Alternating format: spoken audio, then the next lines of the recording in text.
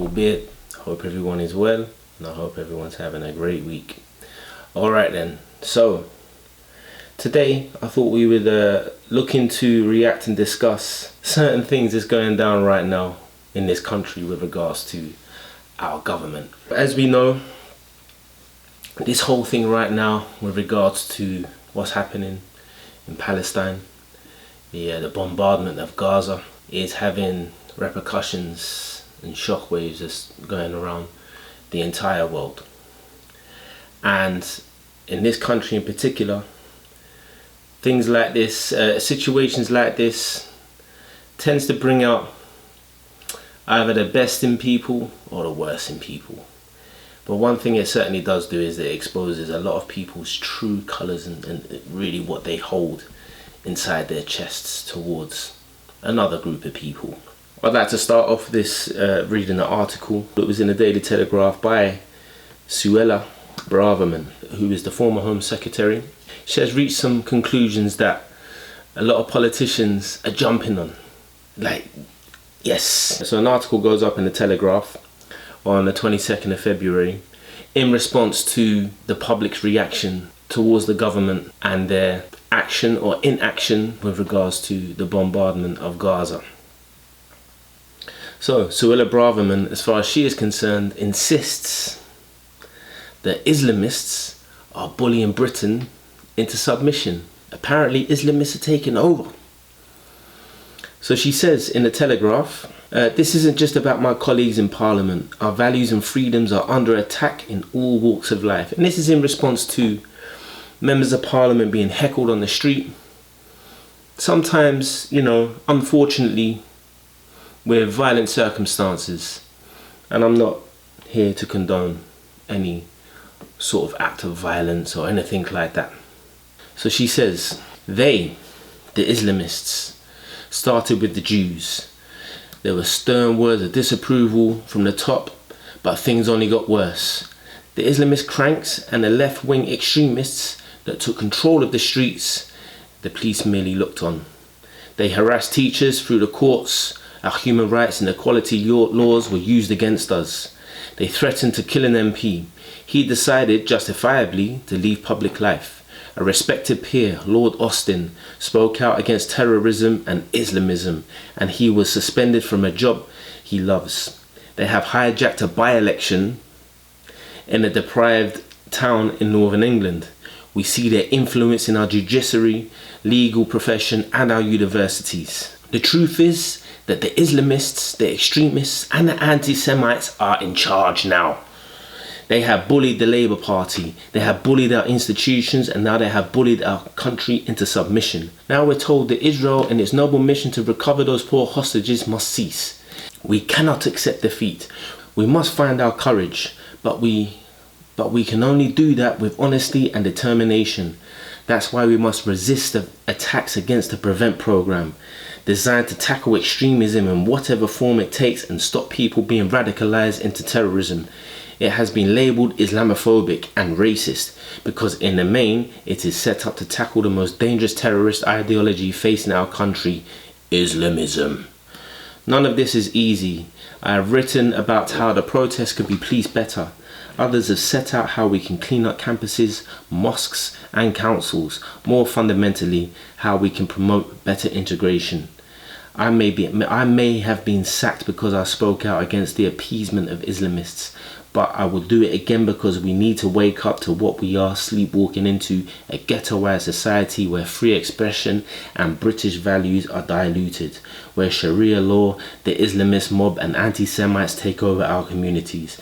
We need to overcome the fear of being labelled Islamophobic and speak truthfully. Enough of the hand-wringing and apologies. Turning a blind eye to fanatics has got us into this terrible situation. It needs to stop. This is a crisis and the fight back must start now with urgency if we are to prevent the liberties we cherish and the privileges this country affords us all, if we are to have any chance of saving our country from the mob. Miss Suella Braverman will have us believe that this nation is being taken over by Islamists. What is an Islamist? They will tell you that an Islamist is basically Muslims that try to achieve Islam politically by taking over the politics, by treating Islam as a political entity and enforcing that on everybody else around them. Quite a new term, to be honest with you. So Leah Anderson, who was formerly the deputy chair of the Conservative Party, had this to say in response to Suella Braverman's statements. We've got a very cowardly Khan running London. He seems to be letting the not only the Jewish population down, but the whole population of London and Britain as a whole. And I heard the comments here. I heard the comments earlier you was making about Suella. Some of the comments she made earlier this week, and I don't actually believe that these Islamists have got control of our country. But what I do believe is they've got control of Khan, and they've got control of London, and they've got control of Starmer as well. But this stems with Starmer, and it stems with Khan. God forbid us, Martin. If Labour get in control at the next election, expect more of this across our great country. People are just turning up in their thousands and doing anything they want, and they are laughing. They are laughing at our police, and I feel absolutely disgusted. And again, this stems with Khan. He's actually given our capital city away to his mates. We've got Starmer there, we're using Khan's pockets. He's doing nothing. He's more interested in getting into number 10 and giving our country away than actually looking after our country. And a special message here, Marty, is I'm getting quite angry about this. Anybody who's thinking about voting for reform at the election, who thinks this is going to sort out all our problems, look, beware. Because if you let Labour in through the back door, expect more of this and expect our cities to be taken over by these lunatics. But, ultimately, we run the country. And if the police aren't doing their job, and they're not doing the job, Chris, as you know, we need to step in and take over. Both responses of Braverman and Anderson are in response to the pro-Palestine protests that have been taking place pretty much on a weekly basis since the retaliation of Israel in response to the October 7th attacks. And every single week, pro-Palestine protesters have been coming out in their hundreds and thousands because they're protesting against the blanket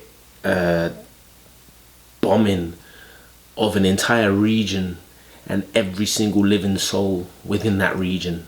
What they seem to be ignoring or just completely bypassing is that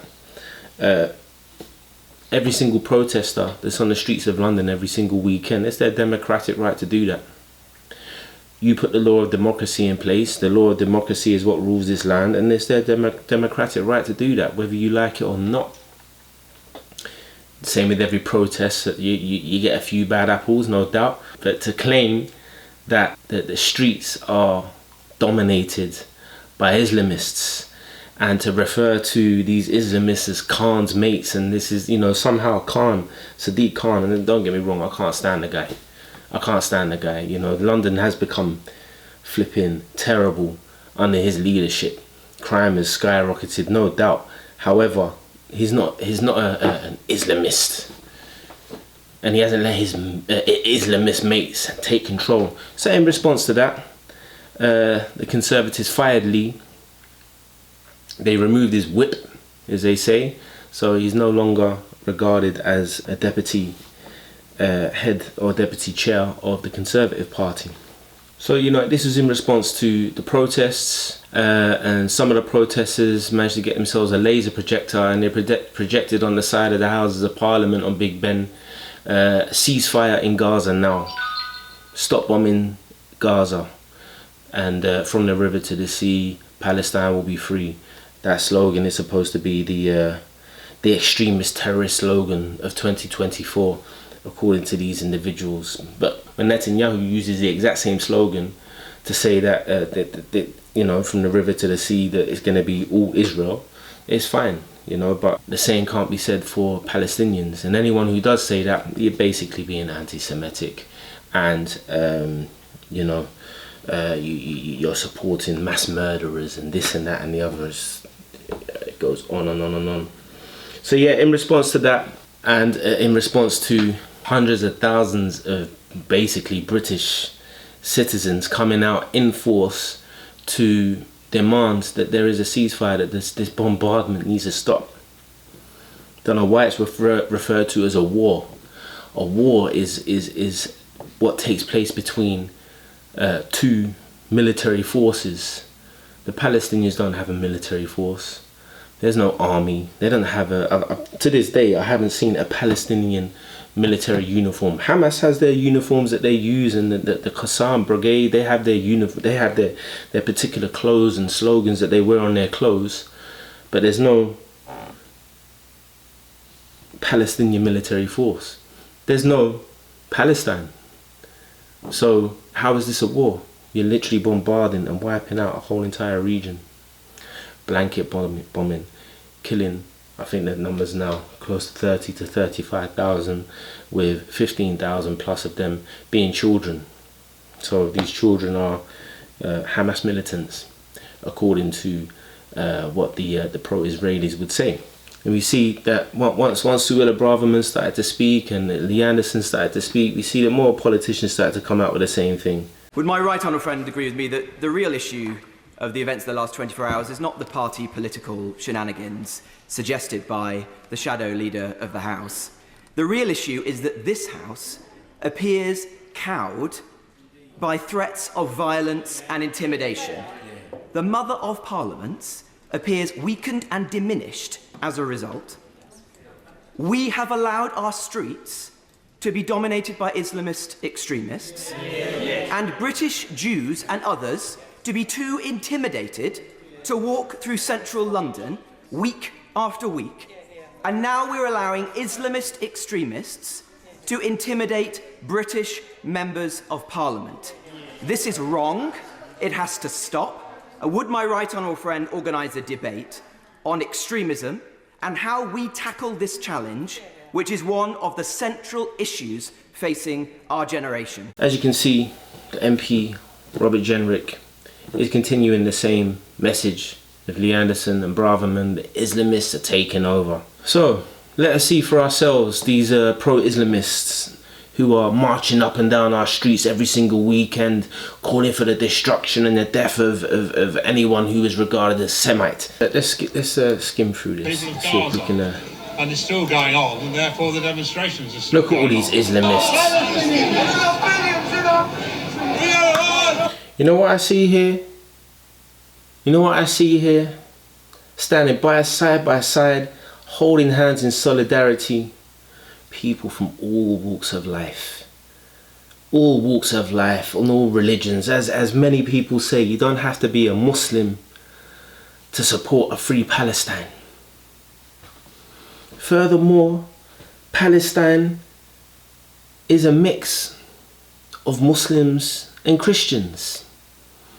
And before occupied Palestine became known as Israel, it was a mix of Jews, Muslims and Christians living side by side peacefully.